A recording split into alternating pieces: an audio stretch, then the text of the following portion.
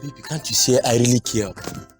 Just give me the chance to know you the more. I really care to know you. For real. To be Mumu. Excuse me. Something you have not said to the Lord since you were born. Father, let me know you the more.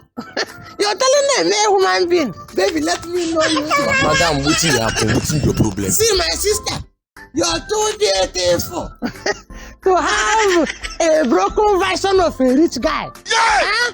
Are you getting me now? Go. Oh, Mumu, not too much. Go. Left you. Poverty hanging around you. To be Mumu. You a disgrace. Kama ị ga-eji ego niile nwe ihe siri ike wee na-ego ana na-ego moto a na-ekwu n'ụwa na-abịa imebi ị na-ego ihe niile na-ego go full stuff tachie nwee weight ịghọta rie nri nweta protein ụtali ekwensu kwa ọkakwa nke mass teacher maka ọ pịa gị ọ ga-apịa gị n'ọkụ mmụọ inwe problem so rie nri. Afa m bụ Igwe Uchenna mana a na-akpọ m women leader Sawan. Ihe m ji bụrụ women leader bụ na enwero nwaanyị nọ na Naịjirịa ma mara maka ya, enwere gbasa nwaanyị ma mara maka ya, nwunye gị na-eshek ọ dị enye gị ihe ịchọ kpọtụrụ m pam mmeri ji breki tachie. Ka m siri bido ihe woman leader ọ dịrọ m ịtụnanya maka na mma m na onwe ya ọ nwere ndị oyibo na-akpọ case study. Mma m before gị na mma m akpa nkata ị need a manual ka ị wee ghọta onye mma m bụ.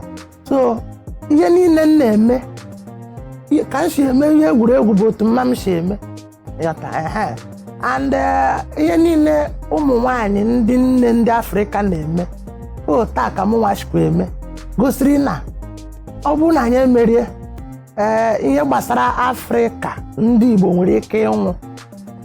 So anyị na-eme ya ndị nke ụmụaka a na-amụ kịta o nwere mgbe ọ ga-eru echefu ụfọdụ ihe eweta efere egwu anyị tinye ewere ya na-amụta ka ndị Igbo si eme ka ndị nne ndị Afrịka si eme. Ọnya bụ ihe anyị na-eme. Ihe a na-eme afọ 3 m bidoro mewe nke ndị nne mana ọ bụrụ nke ihe gbasara ihe egwuregwu ebido m na 2003 o teela.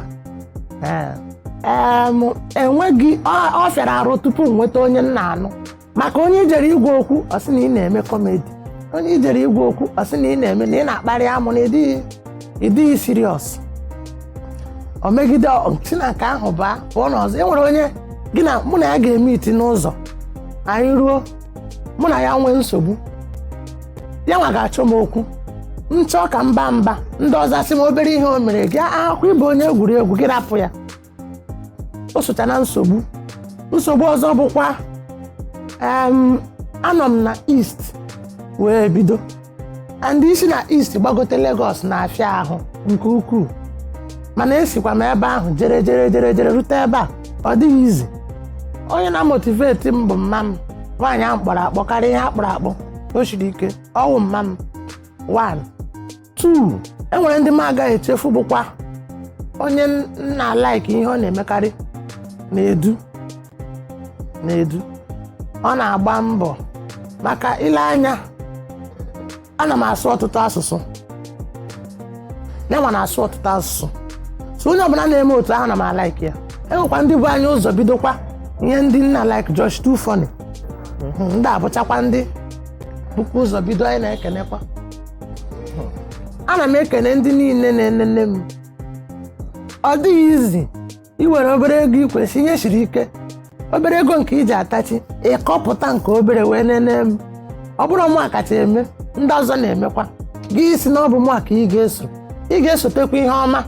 Afa m bụ comedian Sir 1-on-1 aka women leader aka nwaanyị enwe chief bridesmaid aka akwa akwụrụ aka anụ a na-ata atakata elo ya anyị pụgodi ya na nsị a na-agbagha ya